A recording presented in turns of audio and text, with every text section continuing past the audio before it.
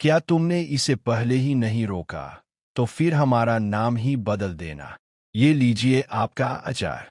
अचार की खुशबू सूंघते ही सामने वाला शख्स मुस्कुरा उठता है और कहता है, मैं सिर्फ इसकी खुशबू से बता सकता हूं कि इसका स्वाद बेहद लाजवाब होगा।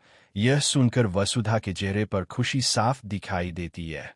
लेकिन उसे क्या पता कि उसके इस छोने से कदम से कुछ लोगों की रातों की नींद उड़ने वाली है। Welcome to Ishani videos.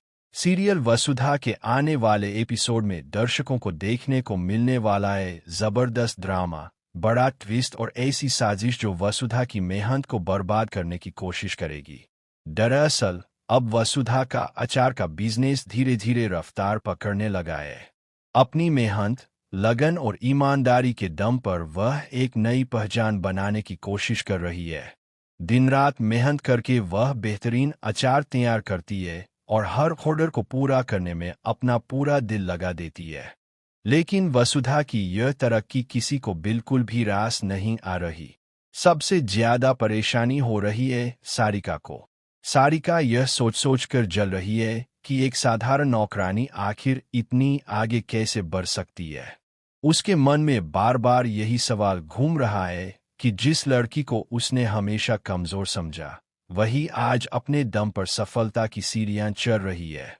गुस्से और जलन में अंधी हो चुकी सारिका एक खतरनाक फैसला लेती है। वह ठान लेती है कि किसी भी कीमत पर वसुधा का यह बिजनेस सफल नहीं होने देगी। इसी सोच के साथ वह चुपके से उस अचार के पास पहुंचती है जिसे क्लाइंट के पास भेजा जाना है। सारिका को लगता है कि अगर वह अचार में जरूरत से ज्यादा नमक मिला देगी तो पूरा स्वाद बिगड़ जाएगा और क्लाइंट कभी दोबारा ऑर्डर नहीं देगा। मौका मिलते ही वह अचार में ढेर सारा नमक मिला देती है। उसके चेहरे पर एक शैतानी मुस्कान होती है।